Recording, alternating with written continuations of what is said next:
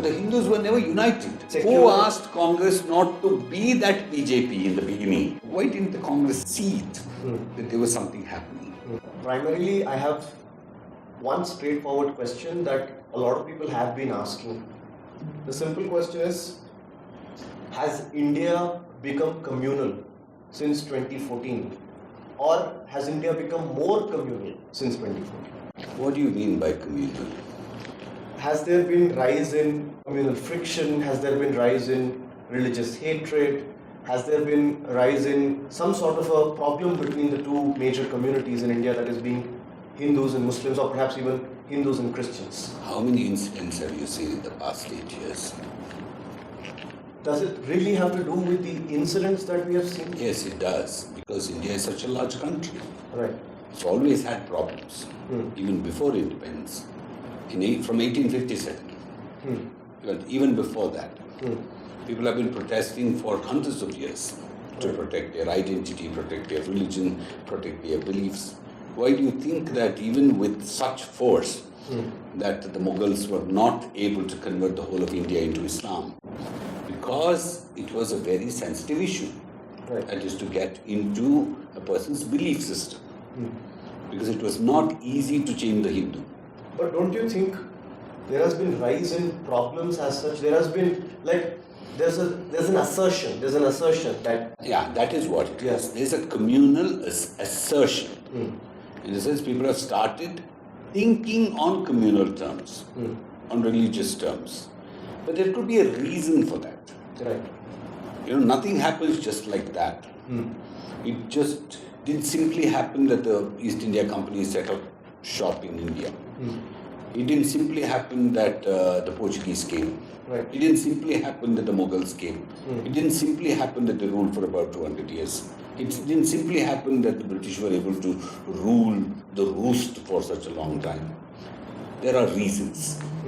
I think our effort should be to explore the reasons and to ensure that we find solutions so those reasons don't play a role again.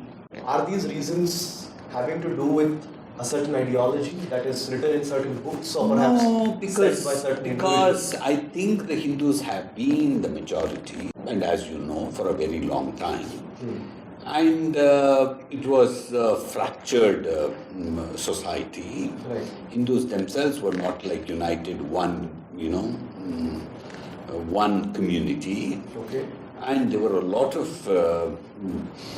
aspirations, rather, to unify, to the community, also to, represent themselves as a united force. So the aspirations haven't been fulfilled yet. It was not fulfilled for a very long time. I'm Now sure at least, though they were divided internally, but when they were beaten on many occasions, they must have had this, a subconscious want to be together, because they were watching others. Right. They were watching how Muslims were united, how Christians were united. The way the Hindu is being, or rather Hindus are being united today, may not be the right way to be united. Okay. But how do you deny them the right to get united? Nobody is denying them the right to get united. Maybe the way they are getting united, because maybe that's very nascent. That's just happening for the past so many years. Achha. Muslims have been united for a very long time. At least, when it comes to a certain number of things. Right. Maybe the Christians have been united for a very, very long time. When it comes to some things at least. But the Hindus were never united for a very long time. Okay. If somebody comes and says that I will try to unite you, why would the Hindu refuse to at least experiment? Maybe it's all wrong. But why there is Maybe a it's sense all of wrong. radicalism, Maybe fundamentalism? that's what I said. Yeah. Maybe it's all wrong. Maybe he's exploring it.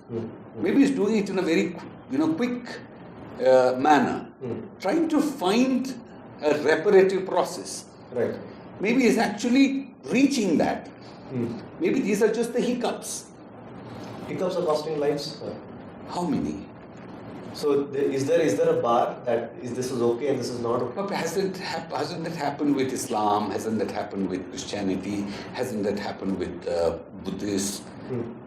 And I think that with about 130 to 140 crore population, where the Hindu has generally been a peace-loving, individual, as a unit of the society. Do you think that he has been so aggressive, violent, intolerant? I don't think that's actually the truth. The thing is that if you automatically identify the Hindu with the BJP, if you identify the Hindu automatically with the VHP or with the Hindutva forces, then you're making a mistake. Still, all Hindus are not with the BJP. Right. Still, all Hindus are not with the VHP. Right. They don't subscribe to the Hindutva. You understand? That's still a minority, even among the BJP. There are a lot of people who support BJP not because of Hindutva. They support BJP because they think, at least there's a leader who may be intolerant to corruption, dynastic politics, or things like that. Maybe they could be completely misled, but they've also been browbeaten for a very long time. It is not wrong for people to be aspirational. Right. If you've not got the leader, it doesn't stop you from looking for a leader, and even sometimes getting a wrong person as your leader. Maybe they could be right, they could be wrong, but there could be historical reasons for all that. You understand? Maybe the Hindu was a beaten, soul for a very long time. Maybe he didn't have anybody to speak for him. Maybe he didn't have the political wherewithal. Maybe he didn't have the political dispensation to protect him. Maybe he could be insulted anywhere, in any society, any country in the world, and nobody spoke for him. He had to always put his head down and bow. For the first time, he feels assertive. Maybe in the process that he's making mistakes. He's defending everything that he does. Maybe that he's denying his past. But how does that make him totally wrong? That is also getting other people to wake up to him. That they say that, maybe that there is something that we've been doing wrong. Let us at least have a dialogue with him. Which never happened for a very long time. He was taken for granted. He was told that you have to be tolerant. You are like this, and that's the way you should be. If somebody beats you, you show the other cheek. And you're wrong. Your society is flawed. Your culture is the worst. Your gods are debauched. Everything was told to him. But weren't there flaws in the other communities too, other religions too? But why was always a Hindu made to feel, inferior? If he was not made to feel inferior, he would have not behaved like this. So is it a single community's fault where the ideology of Hindutva lies? No, it is not. To blame Islam for the mistakes of Hinduism or the Hindu society is a little askew, in the sense it doesn't fall in place. Because Hindus were in majority even when Islam came into India. Correct.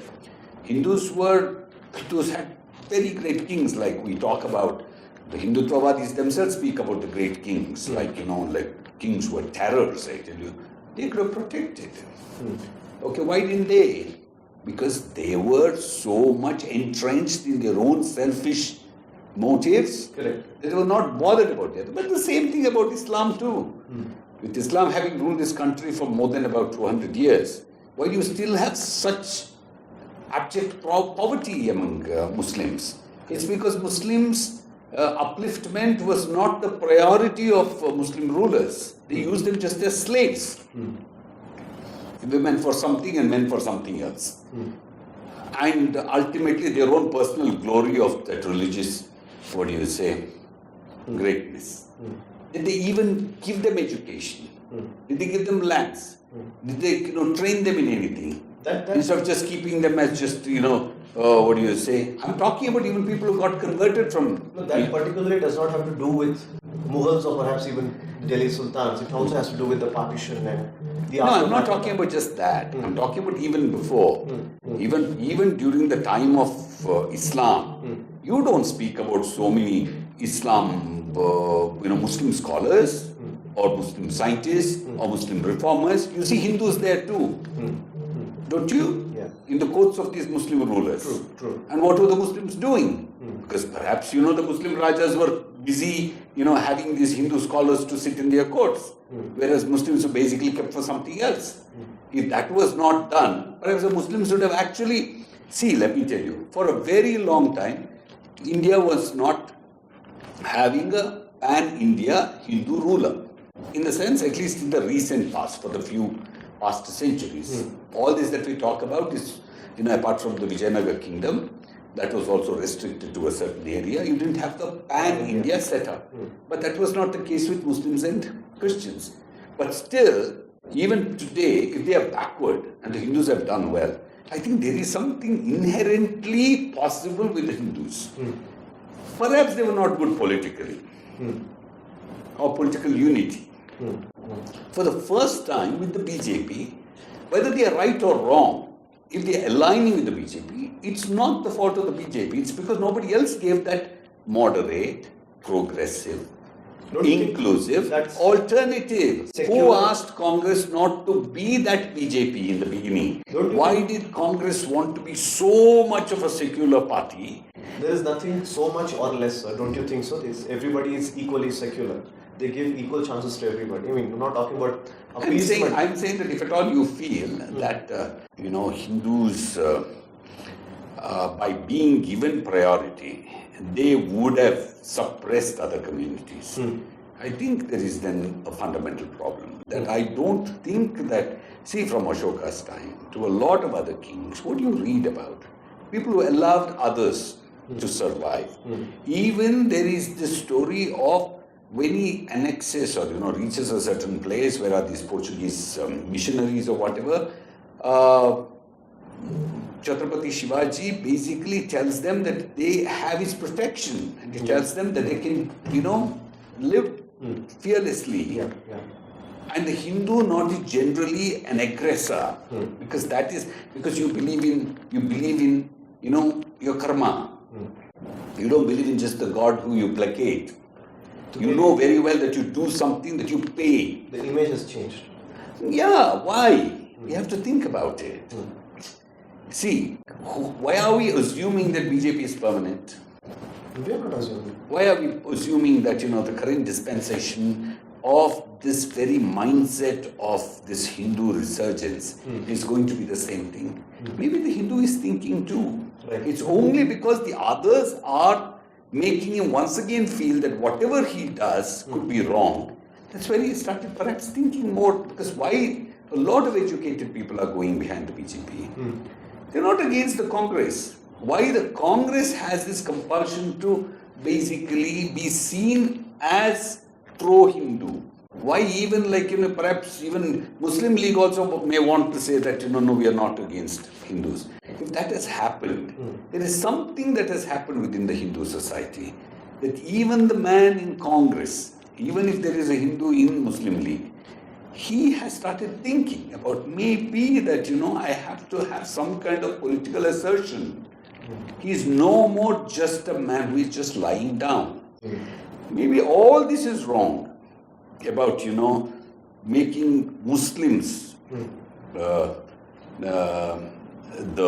villains, or making Christians the reason for conversions, without knowing that what are the problems within the Hindu society that lead people to convert, that lead people to perhaps speak for others. But that is what it is. Even in Ramayana, you have a very veiled defense of even Ravana, where you try to see that, if there is anything good about Ravana. You got it? In the sense, he is not bad. He is a person who became bad because of a few actions. Right. And unless Ravana was Ravana, Rama would have not gone to kill him. Because Ravana was not an ordinary human being or a Rakshasa. He was a very special Rakshasa. That's why God himself had to come to kill him. God doesn't come to do that to an ordinary human being. Right.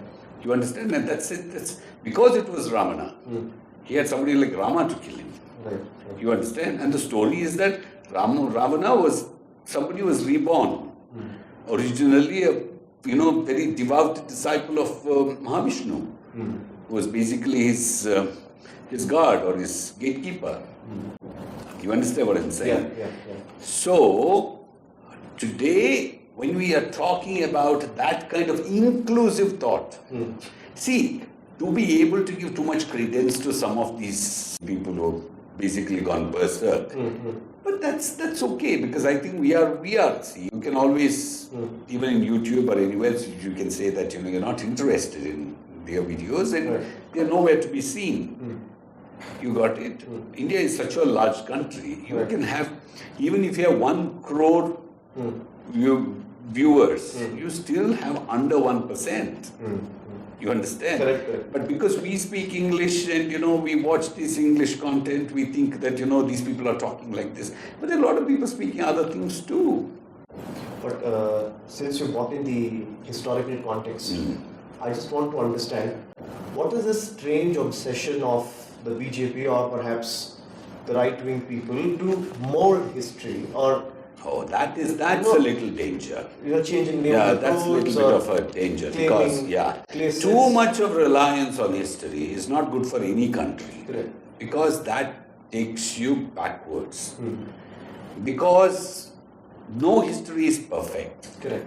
Even if you read the stories of Somnath temple, which was looted, to Ghazni, Gori and all these things, first of all, those stories were not written by Hindus. Those stories were written by Muslims. And those perhaps were even on occasions perhaps were written only to, glorify those rulers, basically to make them, formidable and, powerful and monstrous and all, just to scare people. Maybe the purpose was very different. See, if Hindus were so weak, even historically, I don't think you would have had any Hindus at all. You know what happened in Mexico, you know what happened in all over South America, you know what happened in the US, or rather in North America, with such, well-established native Indian culture, how these missionaries just decimated it. But in India, like, people who are weak, people who are not even, that well trained in warfare, people did not have that kind of economic power, but still they survived. That means there was something else that was very strong in them. So I think to blame that, Ghazni did this, Gori did this and all, is to just divert attention from what was essentially wrong with us. That, I think that there was this big cultural conflict about two kinds of civilization, which was one which perhaps thought of itself as being superior, and another which was like the native. It may not be in the sense that Aryans came from elsewhere or whatever. I'm saying that. I disagree with you on that, because they say Aryans are indigenous people. No, could be. What I'm saying is that, but could have been superior in the sense, maybe fair-skinned or rather more educated or something like that. It needn't always mean that, people who are fair who have come from elsewhere, because, or maybe in India also you had fair people. It was, very much possible, because India did not have a wall built around itself like the Great Wall of China or something. People were coming and going, people were traveling. For 3,000 years, people, had commerce with Greece and Rome and Aden and elsewhere. So it's very much possible that people were coming here, and white people have also settled here. And that's not just about 3,000 years. If it happened in 3,000 years, it must have even happened before. People are going to China. I heard this beautiful thing about, how Chinese called people from India as people from the clouds, because they were actually they were coming down from the hills and they go through the clouds, and it almost looked like they were coming from the clouds. And that's what they actually referred to Indians for a very long time. People from the clouds, because they were just coming down from the clouds. Literally, coming down the mountains.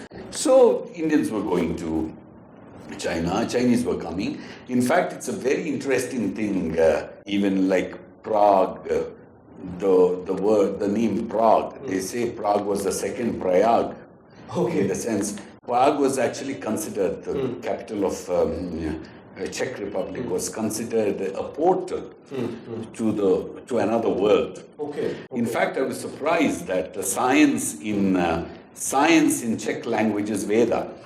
Oh, okay. That's quite a coincidence. Yeah.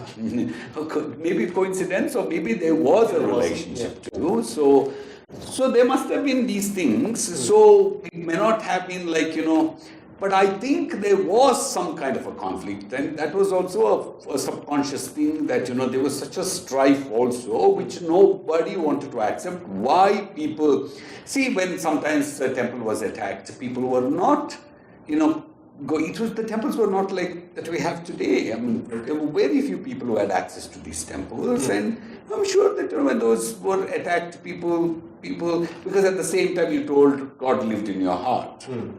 You talked about, how your body was the temple and how God resided in your heart on one side, and then you said God was in the temple. So people must have thought, okay, that's not my temple. So people must have been just all right, and a lot of people are hoarding money also.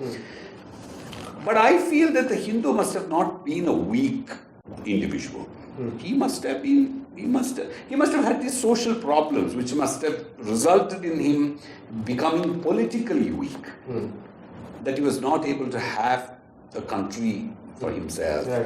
Where the kings actually, it's like in the Western Europe, for the king, the community was more important to as much as his kingdom. So, and for a very long time, the kings listened to the priests, and they were also, the priests didn't come from a certain community. Right. The priests came from among the ordinary people. So those ordinary people, when they became priests, also carried the aspirations of their people. Here the priests were from one particular community, so they already alienated themselves. And there was already a parallel native, faith that people who worshipped in a different way from the superior or the more refined form of Hinduism. And Hinduism itself, if you can't even blame Hinduism because nobody called it Hinduism. Nowadays people call it Sanatana Dharma and all that. But even if you read the Vedas and all, apart from very few references to human beings and the society, it's basically about propitiating gods or higher aspirations, basically, for release. Might disagree with you on this, don't you think?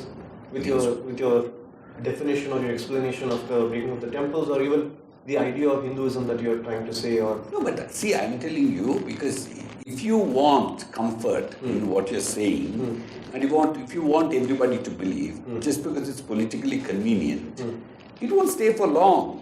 Right. See, I think the Hindu has to go to the roots of the issues and try to understand literally everything. For example, if somebody has read the Vedas, to what is in the Vedas, to what is what we worship as gods, to what we worship as in temples, sometimes you feel that is not your Hinduism at all. Because, this is, Hinduism is not a monotheistic religion or Abrahamic religion, so that, it is bound by a book or its teachings. Hinduism cannot even be called a religion. It's a very different, social, socio-psychological setup. You understand? Yeah. So in the sense, you can't say, because Christians have not changed for so long and they go by a book that we want Hindus to be like this. No. Hindu religion or Hindu dharma basically changes with the times, and our gods have changed, our worshipping has changed, our rituals have changed, our beliefs have changed, our priorities have changed from enlightenment to unification with the larger soul, that is Paramatma. To all these things, I think, today you believe in propitiating, you want rituals, you want to go to temples. There's no mention of temples. I think there's no mention of temples even in Mahabharata. Okay. You don't have idol worship. Maybe in some interpolations, but generally it's basically there. It's all about, see, Hinduism, the kind of refined Hinduism we are talking. At the same time, you had people who were like, offering animals by doing animal sacrifices, whereas Hinduism had already refined itself and coming out of, the Sanatana, coming out of those supposed to be abhorrent practices. Right. And then the British also didn't like this kind of these kind of practices, so they started, legitimizing the refined form. So a lot of people with education started embodying the Western values. So they also started feeling bad about their own practices. They felt there was, if you wanted to be a Hindu, maybe that, the more intellectual form, like, I won't call it a base form, like, more material form of worship, like where you offer what you eat, or you offer, like I was reading in a book, like one of these Indonesian tribals who were, into cannibalism. So they said when you were eating a human being's flesh, like you were like making that person part of you. Okay. So when you also offer animals, when you offer human beings, you basically are looking at a system which is more Unitarian in the sense, like you give what you eat, and there is, and the gods were not like the superior gods of the Vedic or the Sanatan belief systems. They were like, they were gods whom people could scold, people could have a friendly related god would be there. Here, you understand that you could talk. There are gods. There are rituals where you even like. I know of a particular temple where people would go and tie chili pepper to the sari of the goddess and would not remove it till the prayer actually materializes. So it's that kind of a very but you can't question those things. That was they found succor in such beliefs. But then slowly it progressed towards more Vedic or like refined belief systems and so on. So I think they were like there was this clear dichotomy in the beginning. Right. And we have to accept, we can't, and also the social things, how some people may have treated our own people badly. I don't think those are excuses also to accuse the Hindu, saying that, because this king did like this, these people treated you badly. Nobody stopped anybody from becoming anything. Most of our Puranic stories are also, and also these Bhakti stories are replete with how God actually comes to the home of the last man in the society. They are the ones who actually get to see God better and more often. From Bhakta Kumbhara's story to, Satyakama's story to, anybody. And Maharashtra, where this caste system was so monstrous, you're more like of these stories of, basically God coming in, speaking for, low caste people, to defending them, living in their homes. Yeah. So there were always these messages being given out that, like those people who were thinking of the superiority of certain caste law were being wrong. You got it. And how, like Advaita, to all these things, there have been very, very clear and concerted efforts to correct. So if you were to say that the Hindu society never ever made any effort in it, only now we are thinking about it, you're being a fool. You got it? Yes. So the most important thing here is that politically there was an issue. Right. That is something that we need to understand. But in the process of becoming politically strong, if you start creating new false ideas, you create false identities, you create false leaders, that false thing will crumble. You got it? Yeah. But I think people should have been aware. See, what BJP did is that it came in at the right point when Hindus the Hindu society was going through a flux. They found that need. Nobody stopped somebody else from coming. Why didn't the Congress see it, that there was something happening? See, every Hindu today who supports the BJP is not, taking up cudgels. Are they? No, they aren't. Are they fighting with Muslims? No. But there are who are doing that. But these people sometimes inadvertently, like the same case with Muslims too. Sometimes, just because some people do it, I can't expect you to answer, you to defend them, or you to actually, what do you say, repudiate their belief.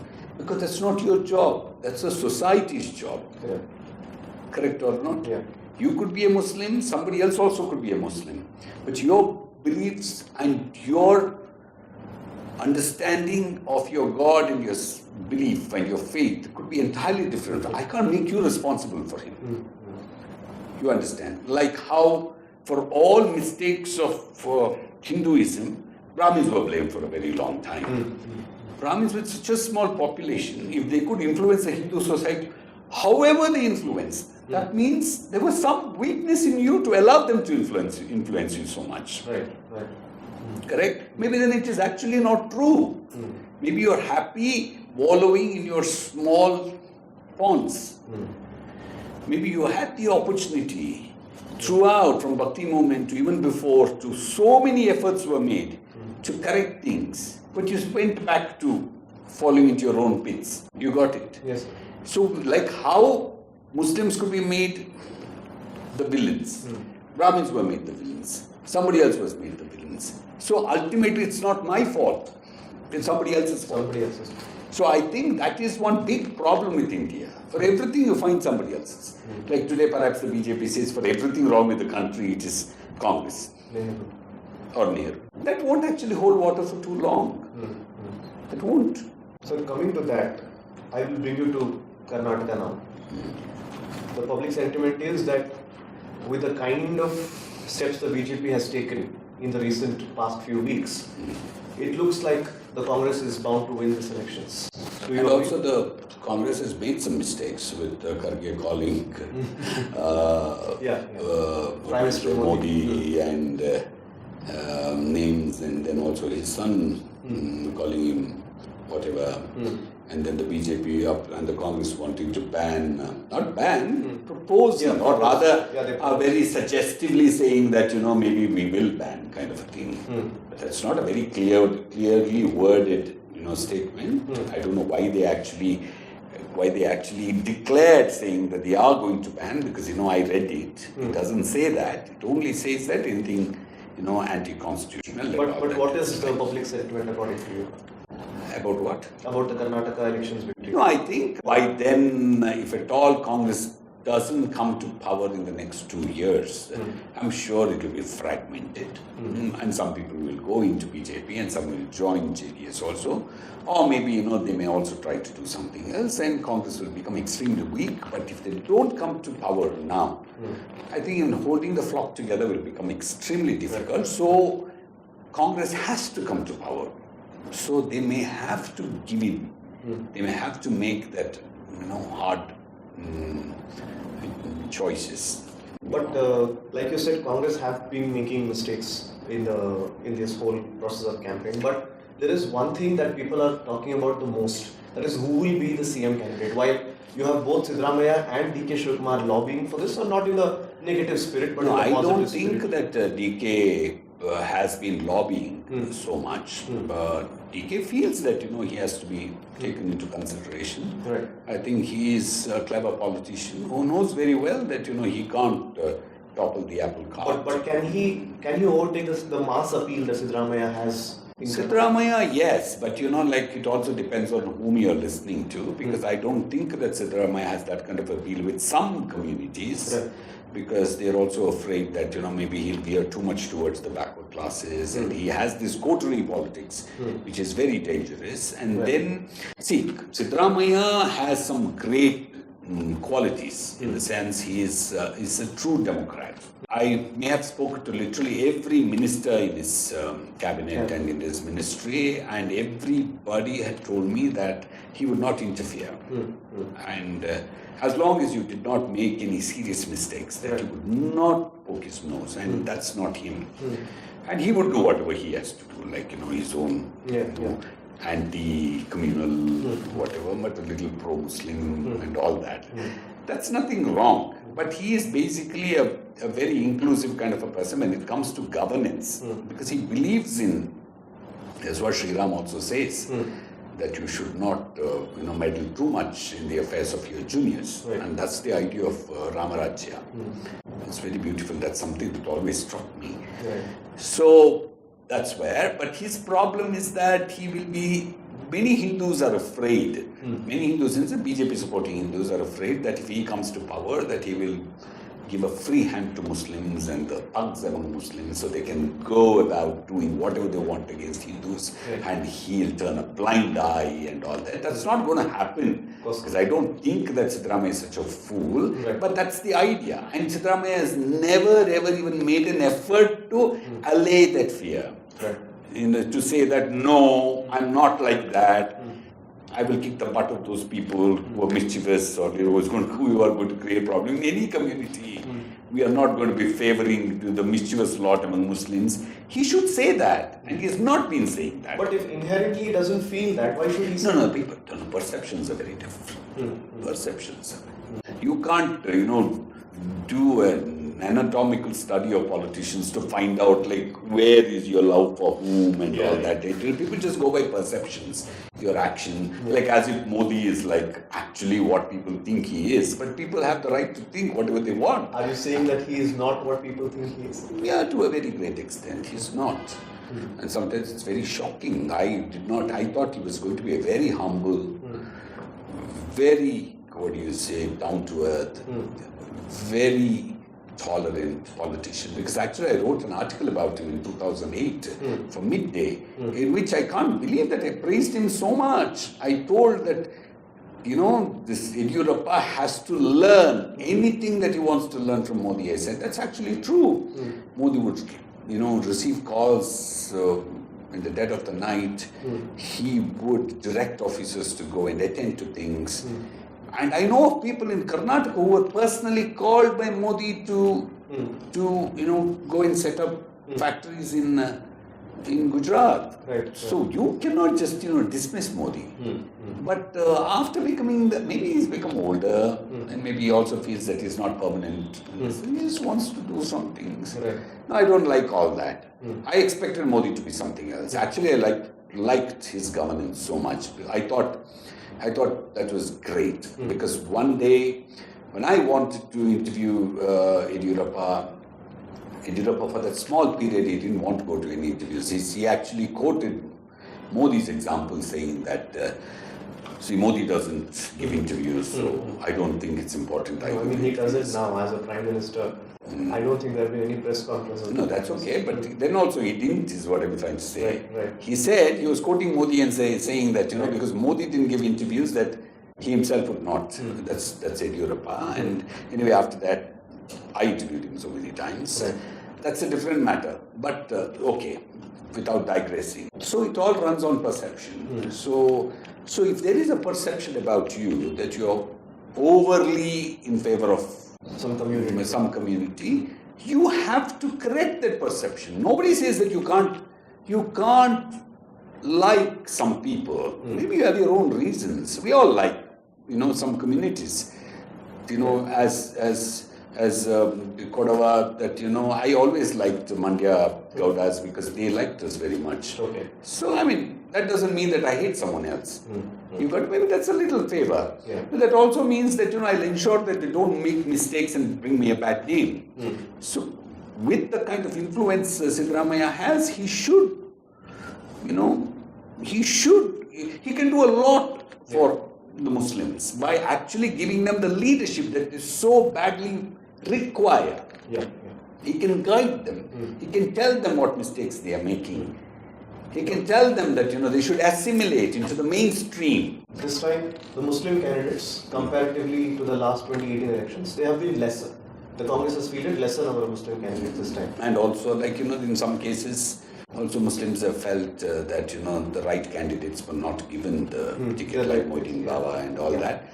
I don't know, but I'm sure that the Muslim, there's nothing wrong in protecting, because, like when it comes to Hindus, though Muslims per se are a larger community compared to any other single community in Karnataka, perhaps they're the biggest. We just have to wait for the, the caste census. Maybe they are the largest community in Karnataka. But if at all, all the other communities come together as Hindus under the Hindu fold, then they become the minority. That's how they are the minority. So I think that, you cannot suppress any community for too long, because they are our people. They only believe in it. But for that also, the historical reasons is because the question, what are the sentiments that Hindus have against Muslims? It's basically all the names are, of Arabic root. They pray to a place, in Saudi Arabia. Their loyalty is to some other country. Their God is from somewhere else. Our gods are here, our people are here, our names are here. Even Christians have started naming their children Manju, Manjula, Jayanti. And I've seen Catholics who have daughters called Jayanti and Kusuma and all that.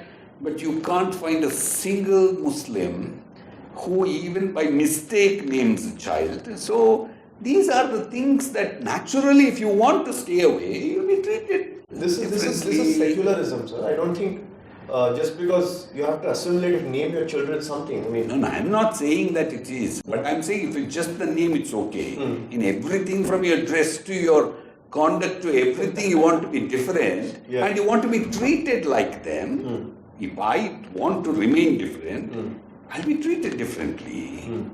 So is that not correct? Yeah, it is. I think I've spoken to a lot of people. I am a great believer in humanity. I believe in the human difference, lies affair, and I believe in individual, assertion of his liberty. I believe that, an individual is superior to anything else. With all that also I say, then you take the risk. If I'm in Europe, if I wear peta and, this thing and Rudraksh and all that, and if I don't want people to treat me differently, and I think I'm being very naive. But isn't that the beauty of India, that there is but it's okay if Hindus can be, but to what extent the Muslims are trying to actually, feel the same thing about the Hindu gods, about the Hindu feelings. You always want to be different. You can't. So the sense of I'm saying that the Hindus are ready to accept Muslims. There's nothing wrong. There's nothing wrong. They've done it for a very long time. They felt that there is nothing, I think no Hindu in his right senses will treat a Muslim as inferior or different or whatever, but all that they ask is that treat us the same way. Okay? Treat us. Don't always think like, I'm something else, my God is something else, whatever. That's not true with some politicians at least. They are ready to go to temples and whatever. Oh, no, I can't. No, that's not. No, that's haram. No, this is not halal. Oh, that is. Then you always, when somebody is always making me feel that I'm not part of his life, you better be not part of my life too. The closing statement would be this, that if this undercurrent would be solved. That's all. That's all. Both. Take some steps forward. More than religion, more than anything, living together and for the sake of the future. Who knows, tomorrow an asteroid can come and hit and we all could be gone. So what about all this, you Hindu, you Muslim, you that, you this and all that? At least let's live for some time well. Let the children play together. You understand? Absolutely. You wear what you want to, you call. But don't treat me differently. Don't always have it in my he's oh, alag hai. The sense of assimilation. Dusra kaum ka hai. No. Then you will be treated. What you sow, you shall reap. Correct? I've seen that with Christians. A lot of Christians have made great headway in terms of, if not assimilation, they may be still having that, maybe Christian God is more superior, but at least they don't show it. Yeah, yeah. You got it? Sometimes they could be just with you. You don't make out. You understand? You don't always rub it in. You got it? Yeah, yeah. That will be used politically. Yeah, absolutely right. That will be used politically. And don't blame the BJP. I may not support the BJP. I may not support Congress. But you can't deny the fact that they are taking advantages of some political, what do you say, some political advantages. Yeah. You understand? That's all.